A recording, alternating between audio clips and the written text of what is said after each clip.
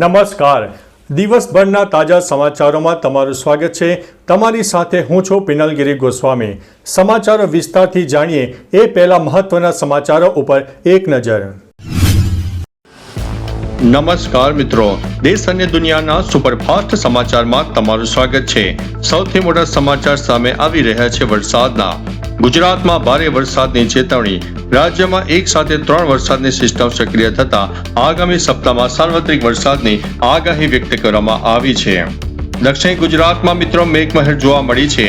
નવસારી શહેર અને જિલ્લામાં સવારથી જ અવિરત વરસાદ જામી ગયો છે. અનેક વિસ્તારમાં તો 2 ઇંચ કરતાં પણ વધારે વરસાદ નોંધાયો છે. ત્યારે વાત કરીશું ભરૂચમાં પણ જળબંબાકાર થયું છે. અંકલેશ્વર અને હાંસોટ પંથકમાં વહેલી સવારથી જ ધોધમાર વરસાદની એન્ટ્રી થઈ ગઈ છે. સુરત પાલિકાની મિત્રો પ્રી મોન્સૂન એક્ટિવિટીની પોલ ખુલી ગઈ છે. પ્રથમ વરસાદમાં જ સુરતના અનેક શોપિંગ સેન્ટરો અને રસ્તા ઉપર પાણી ભરાઈ ગયા હતા. ત્યારે વાત કરીશું મહેસાણામાં ચિંતાનો માહોલ. ઉત્તર ગુજરાતના મહેસાણામાં વરસાદ ખેંચાતા ખેડૂતોની સ્થિતિ અત્યારે કફોડી બની રહી છે. જૂન મહિનામાં મિત્રો વરસાદની અછત જોવા મળી છે. છેલ્લા 12 વર્ષમાં આ વર્ષનો જૂન મહિનો સૌથી ઓછો વરસાદ ધરાવતો રહ્યો છે. દેશમાં 43% વરસાદની ઘટ પણ જોવા મળી રહી છે. ત્યારે વાત કરીશું જેતપરમાં આંદોલન યથાવત છે. મોરબીના જેતપરમાં ખેડૂત આંદોલન આજે 13મા દિવસે પણ ચાલુ રહ્યું છે. જંબુસરમાં મિત્રો અકસ્માતની મોટી ઘટના સામે આવી છે. વડોદરાથી ઈંટો ભરીને જતો ટ્રક પલટી મારતા 3 શ્રમિકો ગંભીર રીતે ઈજાગ્રસ્ત થયા છે. અમદાવાદની શાળામાં મોટો વિવાદ થયો છે. શાળામાં વિદ્યાર્થી પર શિક્ષકના કથિત અત્યાચારના પગલે વાલીઓમાં ભારે રોષ જોવા મળ્યો છે. ત્યારે વાત કરીશું નર્મદામાં બુલડોઝર એક્શન જોવા મળ્યું છે. સરકારી જમીન માટીની કિંમતમાં ખરીદનારા ઓફિસરો સામે કડક કાર્યવાહી. ગેરકાયદેસર બાંધકામ તોડી પાડવામાં આવ્યા છે. ત્યારે વાત કરીશું મિત્રો 1 જુલાઈથી નવા નિયમો સામે આવ્યા છે. આવતીકાલથી એલપીજી સિલિન્ડરના ભાવ, પાસપોર્ટ, ક્રેડિટ કાર્ડ અને આઈટીઆર ફાઇલિંગના નિયમોમાં મોટો ફેરફાર થશે. ત્યારે આગળ વાત કરીશું મહારાષ્ટ્રમાં શિક્ષણનો નવો નિયમ. મહારાષ્ટ્ર સરકારે રાજ્યની તમામ શાળાઓમાં ધોરણ 1 થી 10 સુધી મરાઠી ભાષા ફરજિયાત કરી દીધી છે. ત્યારે વાત કરીશું ચીની ઘૂસણખોરી પર સ્પષ્ટતા. ભારતીય સેનાએ સત્તાવાર નિવેદન જાહેર કરીને ચીની ઘૂસણખોરીના તમામ અહેવાલોને નકારી કાઢ્યા છે. ગાંધીનગરમાં મિત્રો ફાયરિંગની ઘટના સામે આવી છે. સેક્ટર નંબર 1 માં 43 વર્ષીય જવાને પોતાની જ સર્વિસ રાઇફલથી પ્રયાસ કર્યો હતો અને તેની હાલત અત્યારે નાજુક છે. ત્યારે વાત કરીશું મિત્રો અયોધ્યા રામ મંદિર દાન મામલો. રામ મંદિરના દાનમાં ગેરરીતિ બદલ ટીનુ યાદવ સહિત 8 આરોપીઓના ઘરે પોલીસના દરોડા જોવા મળ્યા છે. ત્યારે સમાચારમાં આગળ વાત કરીશું મહારાષ્ટ્રમાં મોટો અકસ્માત. ઠાણેમાં ગર્ડર લોન્ચિંગ મશીન ધરાશાયી થતા 15 મજૂરોના કરુણ મોત થયા છે. ત્યારે વાત કરીશું મિત્રો મુંબઈમાં નવી સુવિધા નરીમાન પોઈન્ટ ખાતે વર્લ્ડ ક્લાસ મરીના બનાવવાની સરકારે તૈયારીઓ શરૂ કરી છે. ઓડિશા જગન્નાથ મંદિરથી મોટા સમાચાર સામે આવ્યા છે. રથયાત્રા પૂર્વે જગન્નાથ મંદિરના રસોડાની અનોખી પરંપરાઓ અને તૈયારીઓ સોશિયલ મીડિયા ઉપર વાયરલ થઈ છે. ત્યારે વાત કરીશું મિત્રો દિલ્હીમાં ગરમી બાદ રાહત મળી રહી છે.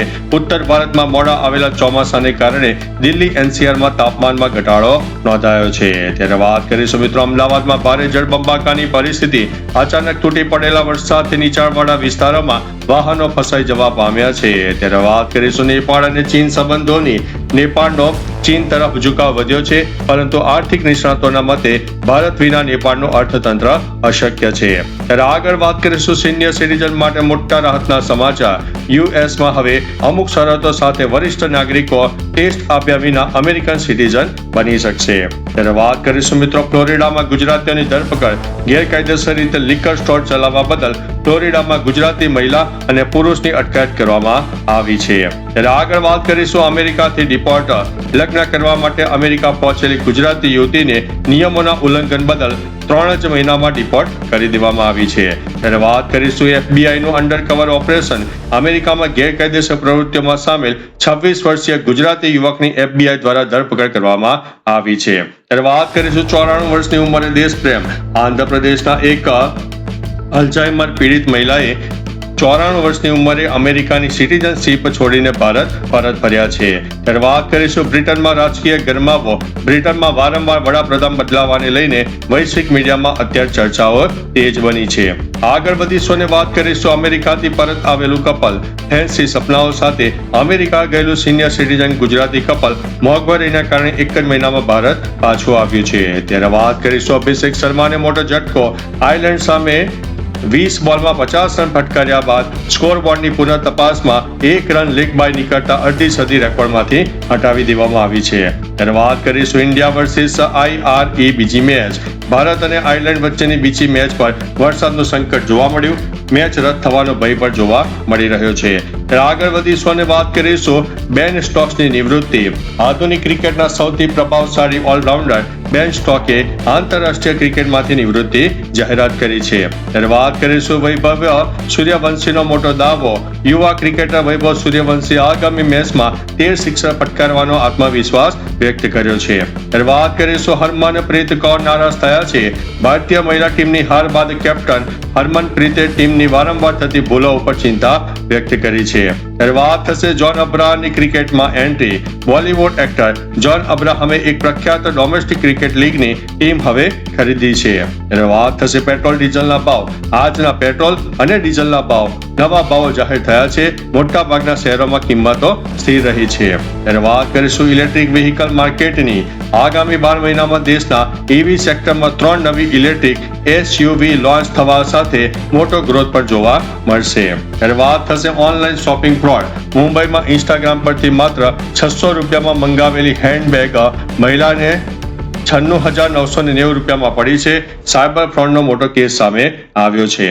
તો ચાલો મિત્રો, ફરીથી દેશ અને દુનિયાના સુપરફાસ્ટ સમાચાર લઈને મળતા રહીશો. ત્યાં સુધી અમને રજા આપશો. નમસ્તે.